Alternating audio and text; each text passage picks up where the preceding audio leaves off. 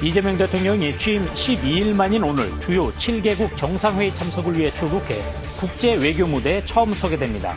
이재명 정부 5년의 청사진을 그릴 국정기획위원회도 오늘 공식 출범해 주요 국정과제 수립과 정부 조직 개편안 마련에 들어갔습니다. 정부가 조만간 20조 원 이상 규모의 2차 추가 경정 예산안을 확정하고 국회에 제출할 것으로 보입니다. 내수진장용 소비 쿠폰을 전 국민에게 줄지 취약계층에 선별 지급할지를 두고 막바지 검토에 속도를 내고 있습니다. 여러분 안녕하십니까? KBS 12시 뉴스입니다. 김건희 여사 관련 의혹을 수사를 맡은 민중기 특검이 특검부 후보 8명을 대통령실에 추천하면서 본격적인 수사팀 구성에 착수했습니다. 순직 해병 사건 수사를 맡은 이명현 특검도 인선을 서두르고 있습니다. 오수목 기자의 보도입니다. 민중기 특검은 어젯밤 11시쯤 특검부 후보 8명을 선정해 대통령실에 추천했다고 밝혔습니다. 민 특검은 특검보 추천과 관련해 단기간 내 수사를 마쳐야 해 수사 능력을 고려했다고 밝혔습니다. 또 특검보가 임명되는 대로 김 여사가 받는 16가지 의혹에 대해 수사 우선순위를 정하겠다며 속도감 있는 수사 의지를 내비쳤습니다. 현재 법으로서 검토하고 있고요. 특검보 지명이 임명이 완료되면은 함께 검토해서 정할 생각입니다. 특검법에 따라 대통령은 5일 안에 4명의 특검보를 임명해야 합니다. 검사장급 대우를 받는 특검보는 특검의 지휘 감독을 받으며 사건의 수사와 공소 유지를 담당합니다. 순직 해병 수사 방해 의혹 사건을 수사하는 이명현 특검도 오늘 출근길 특검보 인선을 최우선 업무로 두고 있다고 밝혔습니다. 그러면서 대한변협의 추천을 받을 것인지에 대해선 그 정도 규모는 아니라고 선을 그었습니다. 일부는 되고 있고요. 계속 지금 진행되고 있습니다. 그 실체적 진실에 열정을 갖고 하시는 분들을 원합니다. 이 특검은 이른바 윤 전 대통령이 수사에 개입했다는 의혹인 VIP 경로서를 포함해 사건을 전체적으로 들여다볼 생각이라고 설명했습니다. 그러면서도 1심에서 무죄 선고를 받은 박정훈 대령 항명 사건에 대한 항소 취하는 법리 검토를 해야 한다고 말했습니다. KBS 뉴스 오승복입니다. 법원이 내란 혐의로 구속 기소된 김용현 전 국방부 장관에 대해 조건부 보석을 결정했습니다. 법원은 김 전 장관에게 형사재판 관련자를 만나거나 연락하지 말 것을 조건으로 제시했습니다. 신현옥 기자의 보도입니다. 내란 혐의로 구속돼 재판을 받아온 김용현 전 국방부 장관이 보석으로 풀려납니다. 서울중앙지법 형사합의 25부는 오늘 김 전 장관의 조건부 보석을 결정했습니다. 지난해 12월 27일 구속된 김 전 장관은 오는 26일 6개월의 법정 구속기간 만료를 앞두고 있었습니다. 이에 검찰은 재판부에 김 전 장관에 대한 조건부 보석을 요청했고 김 전 장관은 반대 의사를 밝힌 바 있습니다.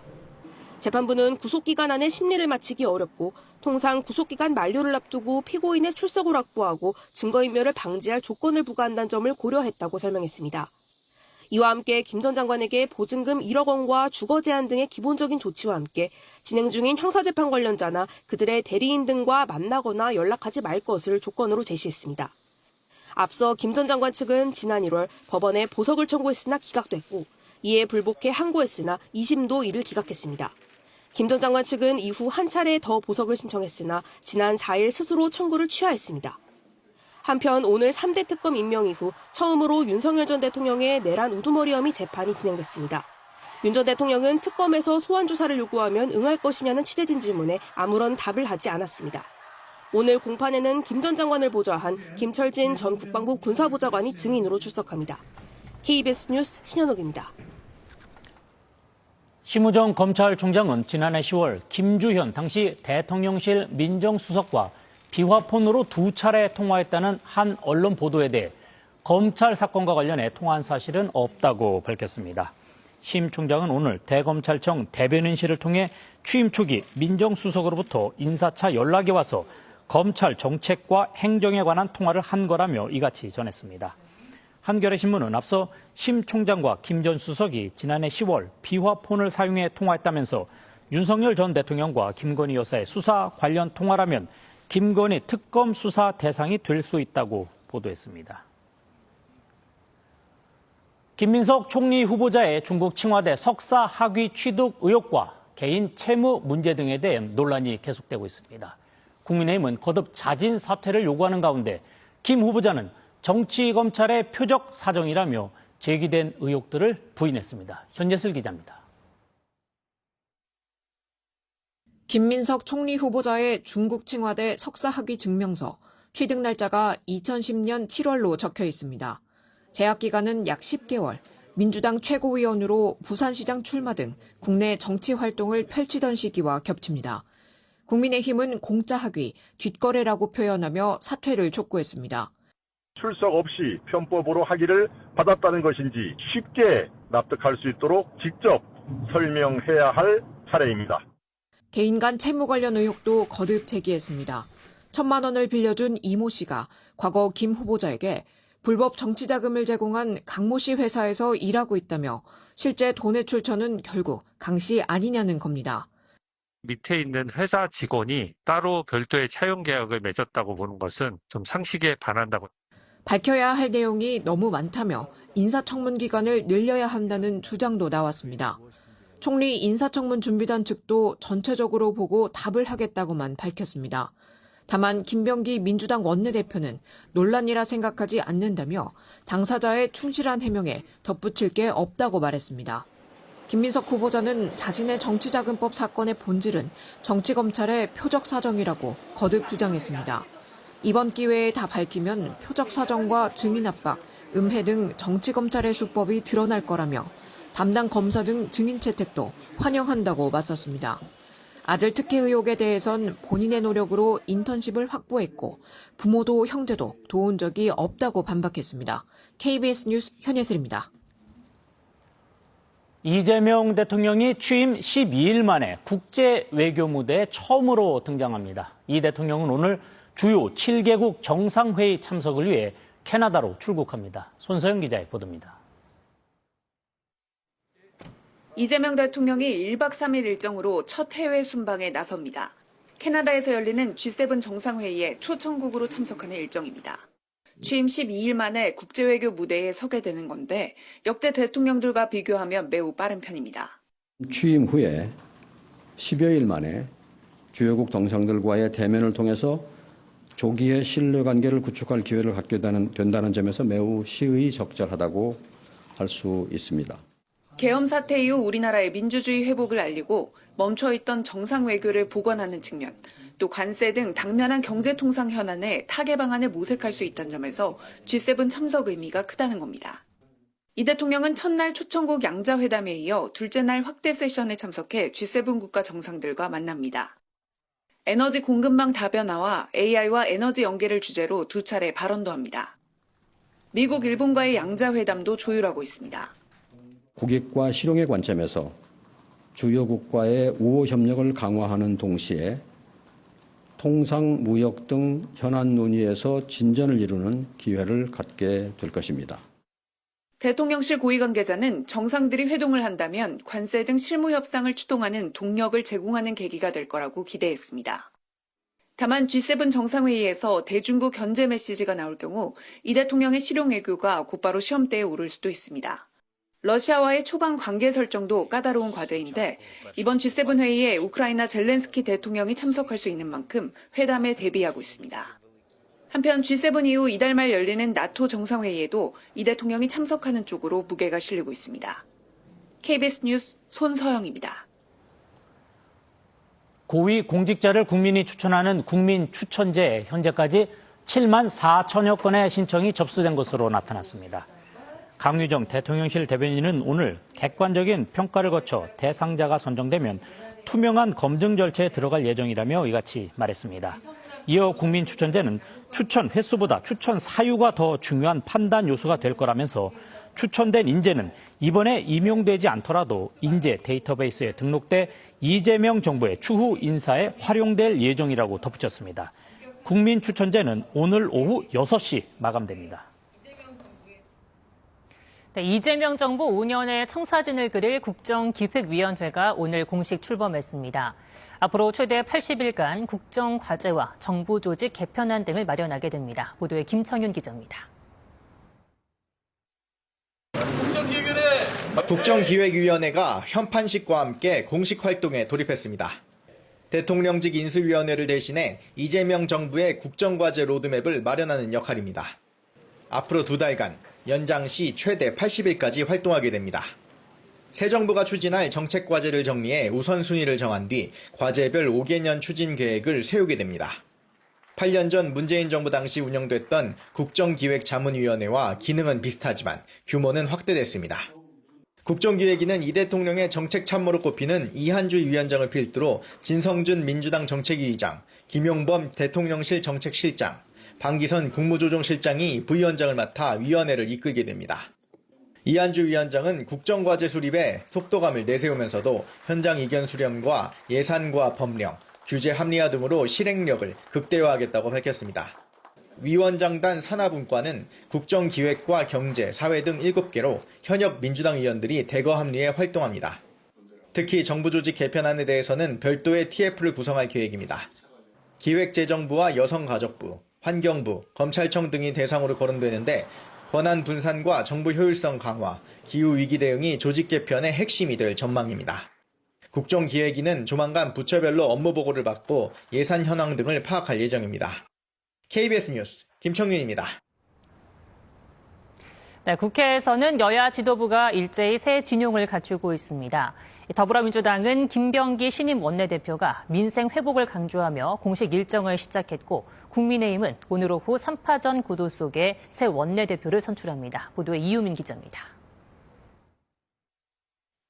더불어민주당 김병기 신임 원내대표가 오전 현충원 참배로 공식 일정을 시작했습니다. 이어 국회에서 당대표 직무대행 자격으로 첫 최고위원회의를 주재했습니다. 김병기 원내대표는 이재명 정부를 뒷받침하는 불침의 항공모함이 되겠다며 포부를 밝혔습니다. 완전한 내란 종식과 국민통합, 민생경제 회복을 내세우며 추경과 개혁 법안의 신속한 처리도 약속했습니다.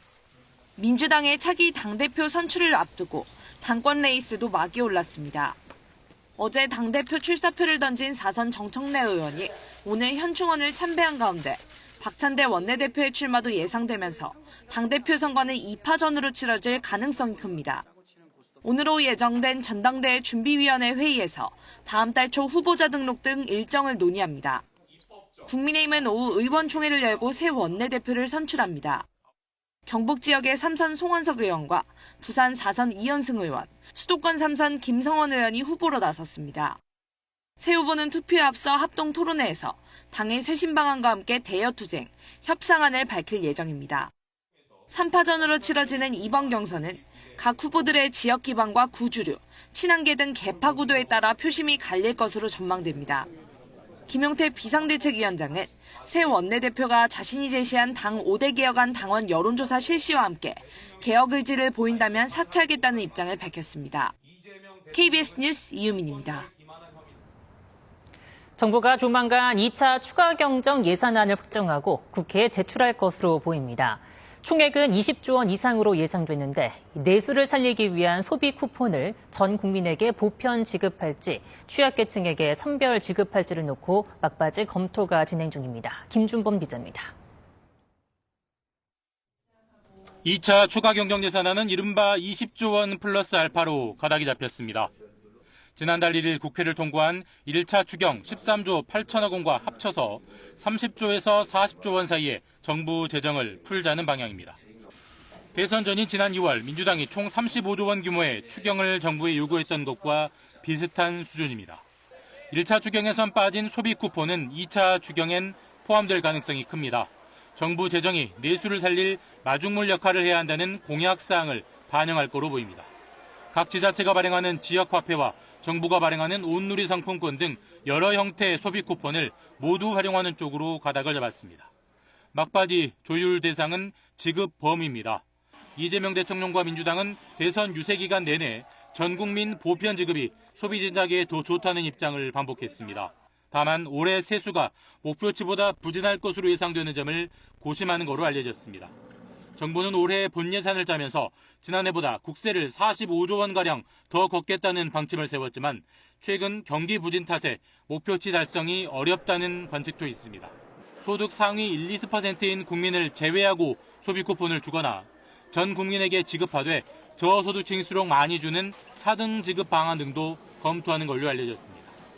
정부는 소비 쿠폰 지급 방식 등을 정한 뒤 민주당과 당정 협의를 열어 최종 정부안을 확정할 예정입니다. KBS 뉴스 김준범입니다. 서울 아파트 가격이 3, 4년 전 집값 폭등기 때 기록한 최고가를 잇따라 뛰어넘고 있습니다. 집값 기대 심리도 상승세를 보이고 있어서 8개월 후면 실제 집값이 현재 기대 심리만큼 오를 거란 분석도 나왔습니다. 이지은 기자입니다. 서울 성동구의 한 아파트 단지입니다.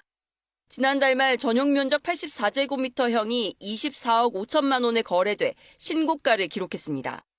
일주일 전 같은 면적의 거래 가격보다 1억 원이 뛰었습니다. 토지거래 허가구역으로 묶인 강남 3구와 용산 대신 한강변 지역에 똘똘한 한 채로 수요가 몰린 영향입니다.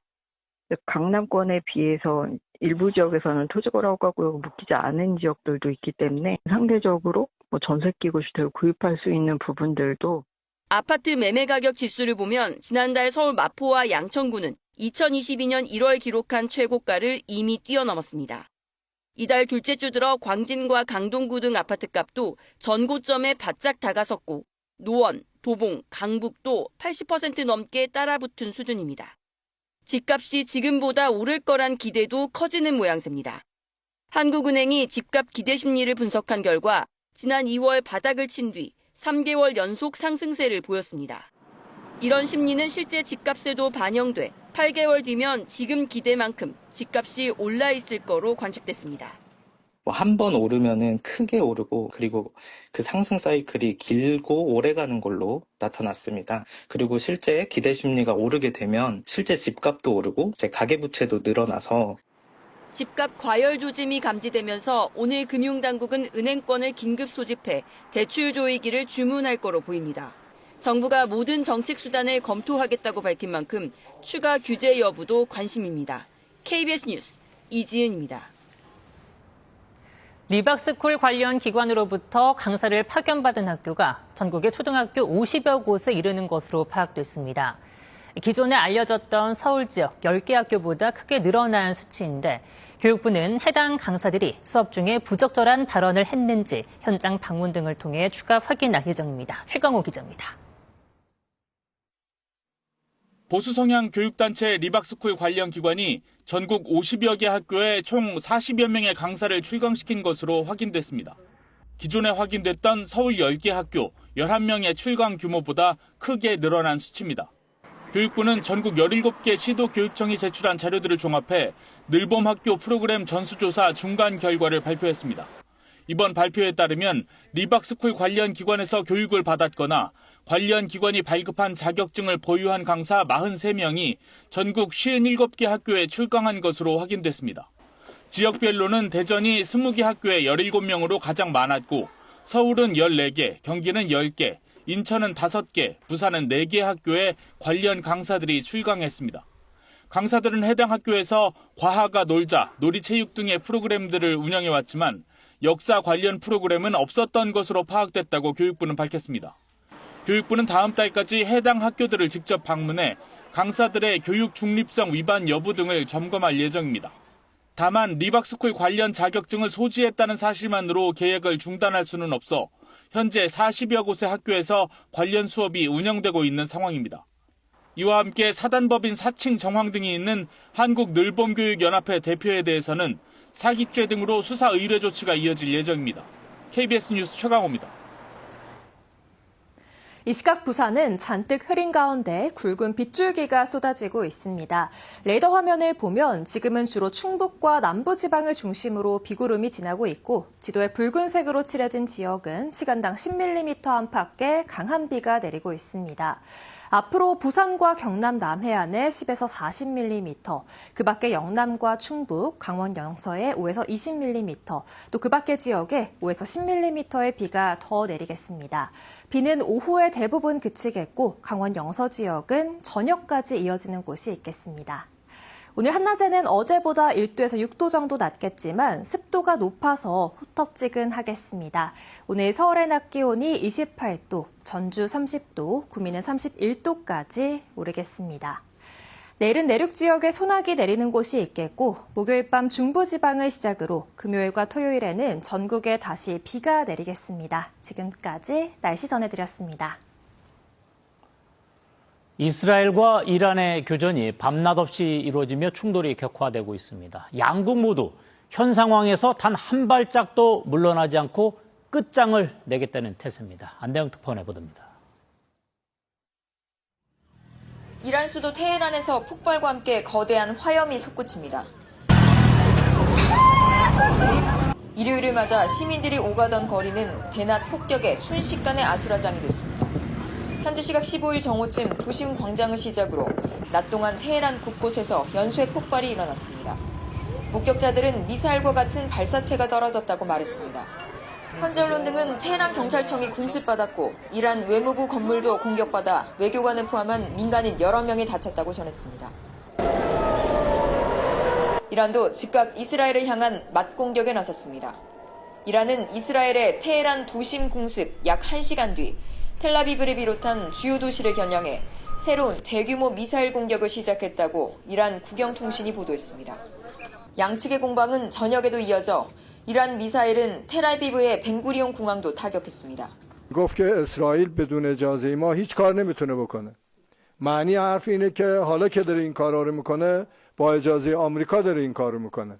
이스라엘군은 이란 서부의 지대지 미사일 관련 목표물 수십 개를 겨냥한 일련의 공격을 개시했다고 발표했습니다. 네타냐후 이스라엘 총리는 이란이 민간인을 사전 계획해 살해했다며 무거운 대가를 치르게 될 거라고 경고했습니다. 또 군사 공격의 영향으로 이란 정권이 교체될 수 있다고 말했습니다. We can't have the world's most dangerous regime have the world's most dangerous weapons. 지난 13일부터 양측 간 공습이 계속되면서 인명 피해도 속출하고 있습니다. 이스라엘 구조당국은 사흘에 걸친 공습으로 10여 명이 숨지고 380명이 다쳤다고 집계했습니다. 이란 당국은 지금까지 총 사망자는 120여 명으로 부상자는 약 900명으로 늘었다고 발표했습니다. 파리에서 KBS 뉴스 안다영입니다.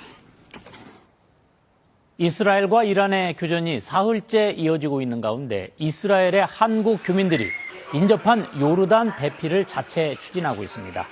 제-이스라엘 한인회는 현지 시각 오늘 육로를 통해 이스라엘 예루살렘에서 요르단 암만으로 피란하는 계획을 세웠다고 국내 한 언론과의 통화에서 밝혔습니다. 제-이스라엘 한인회는 버스를 대절해 출국한 뒤 일주일에서 열흘 뒤 이스라엘로 함께 돌아온다는 방침입니다. 트럼프 미국 대통령은 격화되는 이란과 이스라엘의 군사 충돌에 대해 지금 당장 중단을 요구하지 않고 있습니다. 트럼프 대통령은 때론 국가들이 싸워서 해결할 때가 있다고 말했는데 미국이 이스라엘과 이란의 충돌에서 뭘 얻으려고 하는지 궁금합니다. 워싱턴 김지숙 특파원의 보도입니다. 주요 7개국 G7 정상회의 출국길에 트럼프 대통령은 현재 많은 통화와 만남이 진행되고 있다며 이스라엘과 이란이 협상할 때가 왔다고 생각한다고 말했습니다. 하지만 때론 먼저 싸워야 할 때도 있다면서 무슨 일이 일어날지 지켜보겠다고 밝혔습니다. I think it's time for a deal and we'll see what happens, but sometimes they have to fight it out, but we're going to see what happens. 또 미국은 이란의 보복 공습으로부터 이스라엘 방어를 계속 지원할 거라고 강조했습니다. 다만 이스라엘의 이란에 대한 공격을 중단하라고 요청했는지에 대해선 언급하길 거부했습니다. Have you asked Israel to pause their airstrikes into Iran? Well, I don't want to say that. 이란 최고 지도자 하메네이를 제거하려는 이스라엘의 계획을 트럼프 대통령이 거부했다고 로이터 통신이 보도했습니다. 이에 대해 네타냐후 이스라엘 총리는 허위 보도가 너무 많다며 직접적인 언급은 피했습니다. Actually, there's so many false reports of conversations that never happened, and I'm not going to get into that. But I can tell you, I think that we do what we need to do. 자신이 취임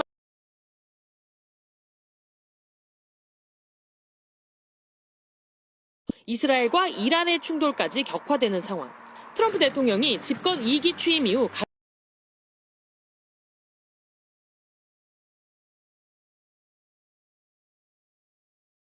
전역에서 수백만 명이 시위에 참여했습니다.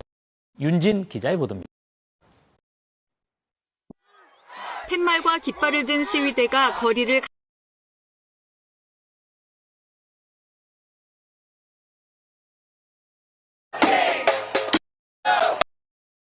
반트럼프 시위는 미국 전역에서 동시에 벌어졌는데 시위 주최 측은 수백만 명이 참가했다고 밝혔습니다.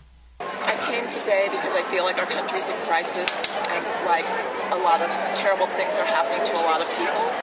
We're very proud to be here, surrounded by people who believe that what's happening right now is just horrible and wrong, and something has to change. So we're hoping to be part of the change. 대부분 시위가 평화적으로 진행됐지만 일부 지역에선 소요 사태가 발생했습니다.